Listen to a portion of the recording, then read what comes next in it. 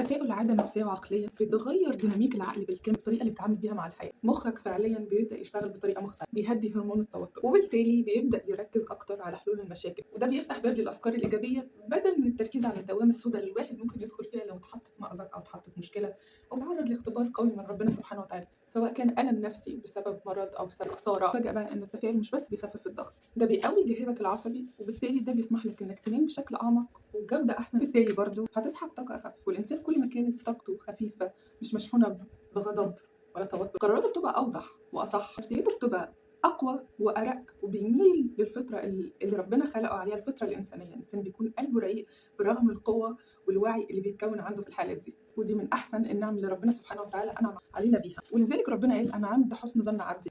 فده يعتبر سلاح قوي قوي في ايدينا ضد المشاكل النفسيه والتوتر والضغط اللي بنمر بيه في حياتنا اغلب الوقت. في اوقات ممكن لسه مفيش حاجه ماشيه في حياتنا زي ما احنا عايزين بالظبط، رغم ده كله في شيء واحد لو اتعلمناه حياتنا بالكامل هتتغير، وهي حسن الظن بالله او التفكير بطريقه ايجابيه. كل ما بتتخيل شيء ايجابي، الحقيقه وبشكل علمي ان عقلك بيجذبه، كل ما كان عقلك اوضح من غير توتر وضغط كل ما قدرت توصل لخطوات اكبر وانجح في حياتك. ده لازم يكون يقين كامل نابع من جواك. ربنا خلقنا بمعايير عاليه جدا، وانت كل ما فهمت ده جوهرك الحقيقي، فهمت نفسك اولا وفهمت البصمه النفسيه اللي عندك، لان كل شخصيه او كل وعي هو عنده بيكون عنده بصمه خاصه بيه هو. كل انسان له رساله في الحياه. كل ما فهمت ده وكل ما ادركته كل ما بيجي العوض، لانك فعليا بتكون بتجاهد نفسك انك توصل لافضل نسخه منك، انك تجاهد مش مشاعرك ولكن السلوكيات اللي ناتجه عن المشاعر.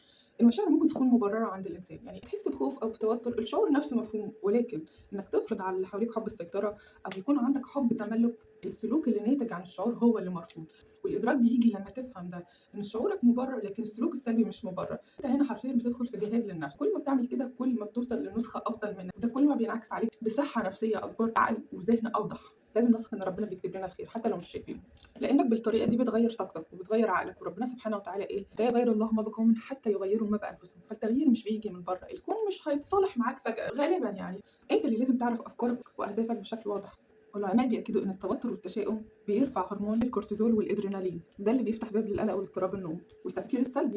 وعلى العكس بقى، لو الانسان قال لنفسه ان ممكن الخير يجي او انا مستني الافضل، الجسم بيفهم ده على انها اشاره امان، بيفسرها غالبا على انها امراض، وبالتالي هرمون التوتر والخوف بينخفض بشكل كبير اللي هو الكورتيزول والادرينالين. بيبدا الجهاز العصبي يدخل في حاله توازن وهدوء، وده بالتالي بيخليه اقوى ويقدر يحميك بعد كده. بيكون زي حصن المنيع في اوقات الصدمات او المشاكل اللي ممكن تكون سلبيه او الاحداث اللي ممكن تهزك من جوه. لك حسن الظن بالله مش بس عباده، ده اعاده توازن وحمايه نفسيه وعقليه مهمه جدا.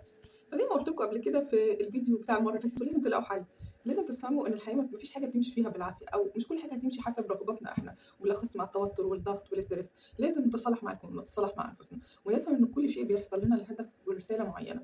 فأتمنى تستوعبوا ده وتفهموه. ودايما العلماء بينصحوا ان الواحد ياخد بعض الوقت لنفسه ويسمع نفسه بيه، يكون قاعد في هدوء بس يسمع صوته الداخلي ويفهم ايه اللي هو محتاجه وايه اللي هو عايزه. ده الكلام اللي قلته المره اللي فاتت، وده الكلام اللي بقوله المره دي كمان. ممكن المره الجايه نتكلم في حاجات اعمق.